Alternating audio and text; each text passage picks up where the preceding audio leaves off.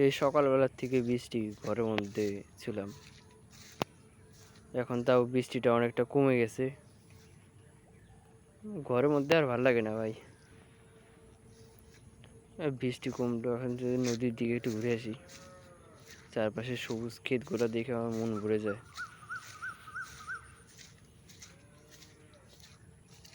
ওই সামনেই নদী।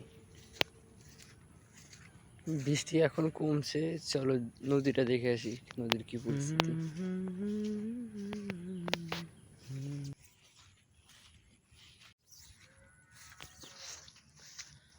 সামনেই নদী, চলো দেখে আসি।